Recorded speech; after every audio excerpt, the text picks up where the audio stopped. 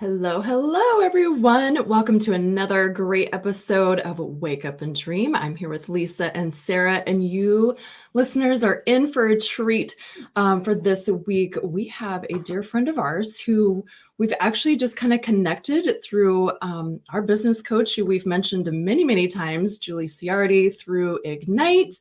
We have the wonderful Criss Madrigal here with us today. Criss, thank you so much for joining us. This is going to be so great to kind of dive in to your passions, what you do, what you've started, and how you help so many women just feel fulfilled in being a mom, being a woman. And so I just love that.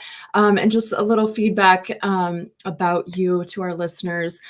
Criss is a coach and mentor, mother of 3. She was just pushing all her kiddos out the door to start the day and was able to sit down with us today. But her passion is to just help those moms create that harmony, that balance, but also kind of her niche that she is focusing in on is parenting skills and techniques and support for those moms that have kiddos with what she calls invisible disabilities, which I can't wait to dive into because that's just so unique. And I love that just the passion that she has for helping moms. So without further ado, Criss, hello, welcome. If you want to just jump in, tell us your favorite quote, because we love quotes here on Wake Up and Dream. They inspire us every single week. And then just kind of tell us a little bit about yourself. Yeah, Welcome, awesome. welcome. So thank you so much for having me here. This is so exciting.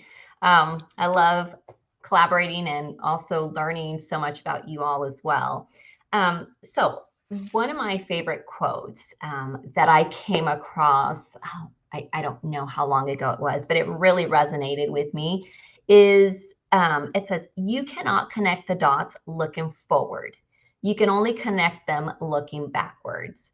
So you have to trust that the dots will somehow connect in the future." And that's by Steve Jobs. And when I heard that quote for the first time, it's almost like it just perfectly described the journey that I've been on. And it was almost like it connected everything for me. It's like I get these messages from God, if you will, of these are the things that you should be doing, but maybe in that moment it just doesn't make sense. And it's one of those things where it's like, well, I'm going to still go dive in and do it. And then it's not till you're looking back at everything that you suddenly say, okay, there was a reason for me to do this. And so it just so perfectly reminds me of just my journey in life, but more so my journey in motherhood. That's amazing. And how would you say that working on your mindset allowed you to connect the dots with having success in parenting and parenting twins? Like, as a fellow twin mom, I'm so excited to just hear from you and your experiences with it. And just, I know that Kelly mentioned you have some difficulties in parenting your children. So I'd just love to hear how your mindset kind of played into all of this with you supporting your journey as a mother and others' journeys as mothers too. Yeah. So the reason I say I can, or the way I can connect this with parenting my twins specifically is I have twin daughters that have what's called 22q deletion syndrome. It is known as the most common syndrome no one has ever heard of because it follows Down syndromes in, popularity. Well, maybe not popularity, but in diagnosis amount. So it's unheard of. And so it's very difficult to diagnose because it can, manifest itself in so many different ways. And so when we learned of their diagnosis and just, they're 11 now. So just through every stage, we have just gone all in, just gone all in. We've never really questioned how are we going to do it. My husband and I have always made the decision of how we want to be as parents to our 3 children, and what we want to be able to have them accomplish in life. And so it's funny because I'm always asked, how do you do it? How do you do this? How do you get through this? You're a mom, you work full time, you are now an entrepreneur, how do you do all this? And it's almost like I've been an unconscious competent, where I've just been able to do it, but I don't know how to tell people. Like, I just say, well, I just do, I just never really knew how I was doing it. And it wasn't until I started to learn and work on my mindset that everything was able to just come together. And I was able to connect the dots of, well, I set a goal, or as a family, my husband and I, we set a goal for what we want for our children, and then we go for it. And I think about, so our daughters have needed a lot of therapy and a lot of things just through their childhood and growing up. And I think of the different therapies that they've had over the years where it's not even covered by insurance, and it's tens of thousands of dollars. But in our mind, we're like, oh no, they need this. We're going to do it. We're going to try it. We've never questioned, how are we going to pay for it? We make the decision of, we're doing this because this is what they need. And then all of a sudden, things just flow. The money comes in. We've never been in debt because of their medical expenses. And it just happens. And so once I learned about mindset, it just, again, all the dots connected of how we've been able to do it all along. That is so, so awesome, Criss, because it really, what it says is, one, the heart of the mother, right? The heart of us mamas. We are just, we're going to do it. We're going to do it. And it's that step of faith. Like, we don't know how the pieces are going to all fit together, how the money is going to come in, how we're going to be able to afford to do this. But the purpose and the passion behind it is people, right? It's people. Right. And when we put people first, everything does work out. It's like we're in alignment with what we know is our next step. So kudos to you for stepping up as a mama that, has that challenge. And, you probably don't see it as even a question of, yeah, I'm going to do this. You're going to do it, right? Mamas can resonate with that. So how did the dots kind of go forward for you? Obviously, you've had this experience, 11 years of helping, being the mom, showing up as the mom in these challenging situations with your twins. How did that feed and flow into future dots of helping other moms? Yeah. Oh, I love that question.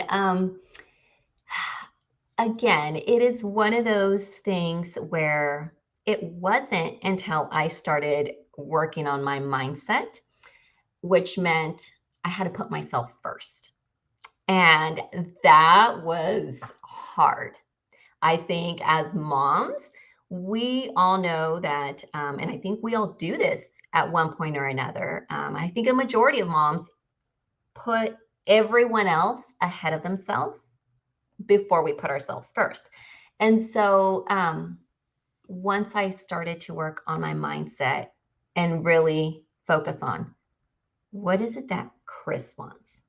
What is it that Criss wants as a woman, not as a mom, as a wife, as a daughter, all these other titles?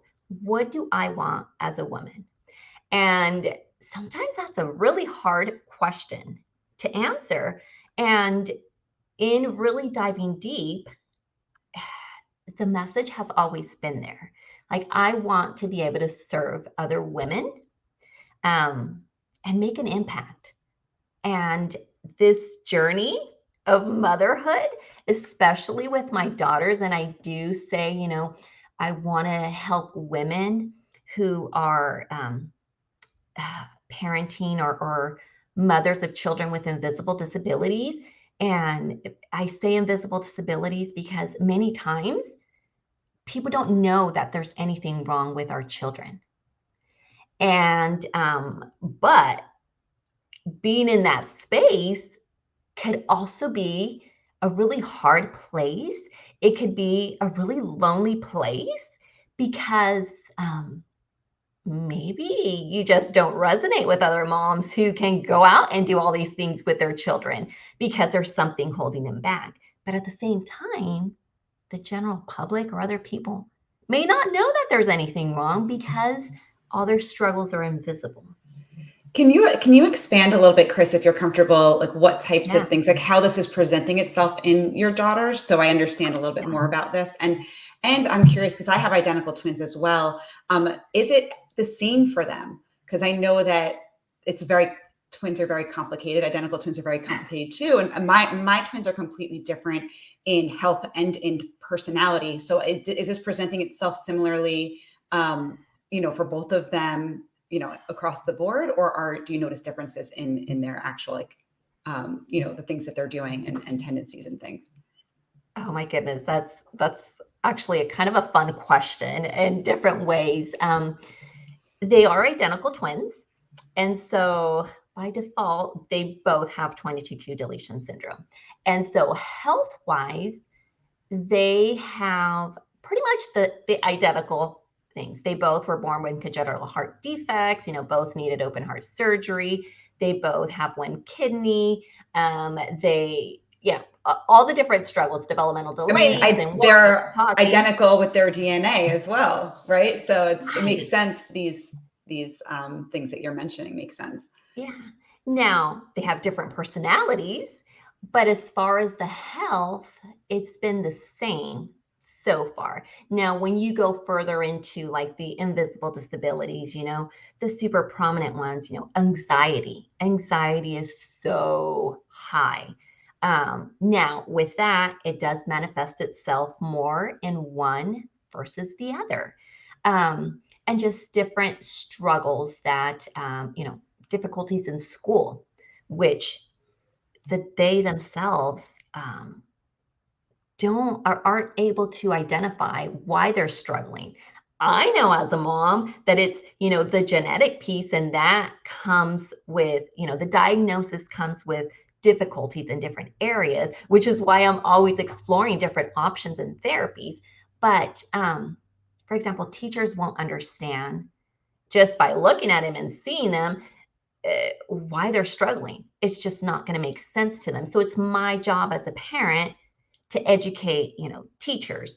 And my daughters don't have ADHD and those things, but those are other examples of invisible disabilities. Just things that mental health, any type of mental health is an invisible disability. Just, depression and all the different things, stress, all those different things that come with mental health. It's basically an invisible disability is something that impairs you from living your day-to-day life, but it's not visible to others. People that suffer from migraines, those are different type of invisible disabilities. Ooh, that just gives us so much insight. I feel like all of our listeners, as moms, as women, all of our kids have something, right, that they struggle with or they're going through. Maybe it's a phase, maybe it's a season, maybe it's something, that will carry on through their entire life.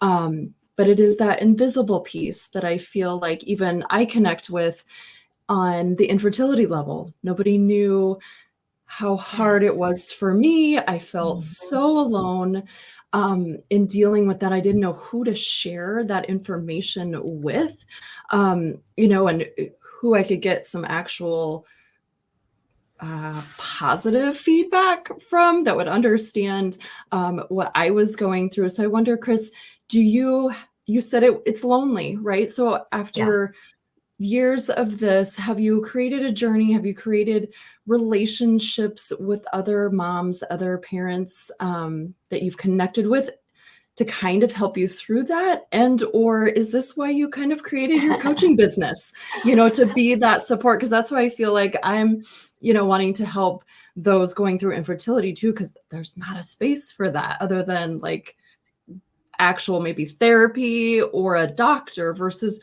where's a mom, where's a woman that has gone through this that I can talk to, that I can relate to. So just wondering what kind of support you've had and then that you're offering families as well. Yeah, good question, because there isn't much out there. At least I never found till today a space or a community that I could connect or relate to. Because you have to be able to fit in, and maybe not fit in, feel comfortable within that space. I don't know that fit in is the right word, but you need to be able to be in a space where you can share whatever's on your mind.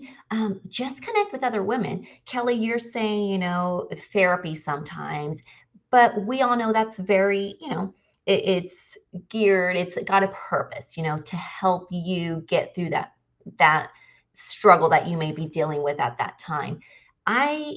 My purpose in creating this coaching business as well is to be able to create a space and provide what I call the 3 C's that you guys might have heard of before, coaching, consistency, and a community. I want to have a community where women can go. And if this is a space where you want to go, so you don't have to talk about, everything you've got going on, then that's where you can go and understand that the people there, they're not going to judge you. Everyone there is on the same journey of finding a group of women that can understand where you're coming from because they're dealing with the same difficulties. So it's a group of people that's going to understand you.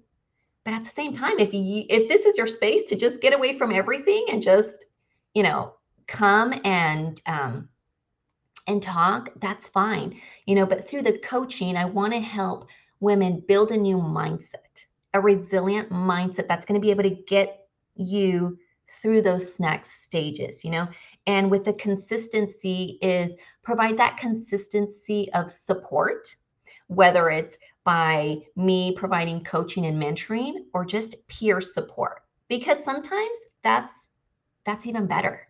I learned so much from all of you women and other people that I've been able to connect with, because sometimes not everybody's on the same journey that you are, and not everybody's going to be able to understand you.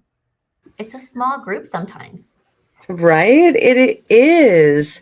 And don't you think that like COVID has done it's isolated us in so many ways. And I feel like now is the time when people are like, I need connection. I need to connect with people that get me, that aren't going to judge me, it's going to be that safe space when I can show up authentically with all of my ick. That's really the community that I think we're craving for, because I think we've put on like the survival mask and said, oh yeah, I got this. Everything in my life is good, right? Kelly is raising her hand. But that's not authentic. That's not really truthful. If we look ourselves in the mirror and go, yeah, this, I want to be grateful, and I'm all of those things, but I'm struggling in this area or that area. So just to kind of wrap things up, what are your tips? We want to know your nitty gritty 3 tips to really that you can share with our listeners if they are feeling overwhelmed in that parenting realm, especially those that have, children with what you're labeling as like those invisible needs. Yeah. Thank you. So if I could give people 3 tips, it would be, you don't have to do this alone. Find your tribe. wherever that may be. Just find a group of women, a group of people that you can connect with. And 2 would be a whoa mom. And I didn't talk about this, but I can explain later at a different time, but that's a combination of a woman and a mom, and that means put yourself first. Put yourself first as a woman, and then you can show up and be that amazing, courageous, unstoppable mom. And it's okay to put yourself first. It is not selfish. And that's why I call it Whoa Mom, because a woman first, and then you can show up as a mother. I love that. That's so clever. Yeah. And 3rd would be create strong partnerships with professionals, and professionals being whether it's medical providers, if you've got younger children, and even, at any stage, and especially with teachers and educators. And if you don't mind me just sharing a little bit, I really emphasize the teachers and educator piece, because our children, once they go into school, that's where they spend such a large portion of their day. And they need to be able to be understood by the people that are spending time with. And so I've always made it a point to meet with my daughter's teachers either before school starts or immediately once it starts.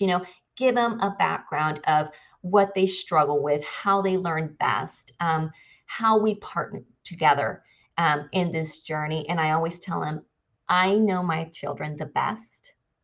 You are the expert in your field. I am the expert of my child. And together we build a partnership. And so once they got into middle school this year, it became a little bit harder, just in the sense of, oh my goodness, there's 7 different teachers times 2, who's who. So what I did is I created this beautiful template where I introduced my children to all their teachers.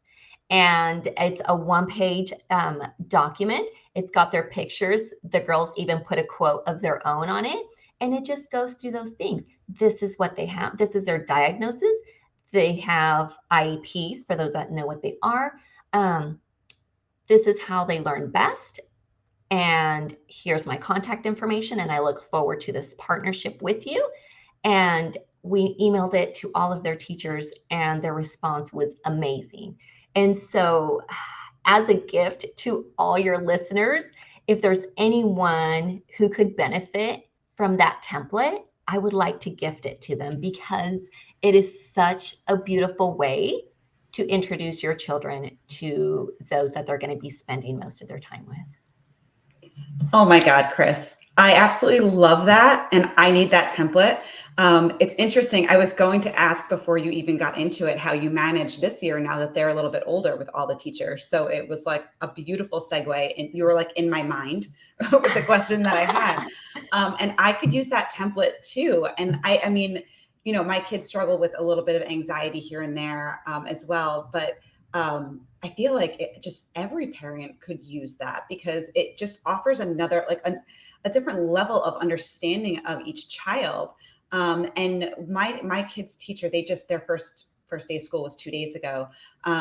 She sent home a questionnaire for the parent and said, fill this out, fold it up, and put it in an envelope. And it was just asking those pointed questions. How does your child learn best? What are some things that they like? What are some things that they like? How do they feel about school? How do they feel about certain situations that come up where they are not as confident? And all of these questions that I thought were so great that we need a template, and you've done that. That's absolutely amazing. I cannot wait to get that. Criss, I so appreciate you joining us today. I'm thrilled for this episode to air, and for all of our listeners to get a little bit of more insight into you, your journey, and what you're offering. Will you have a link to that template to share? I will send you guys the link. Amazing. So we'll include that. Yeah, we'll include that and whatever other contact information in our show notes, so people can reach out to you to learn more about you. This was absolutely incredible. Thank you everyone for joining for this episode, and we hope to see you guys again next week. Until then, wake up and dream.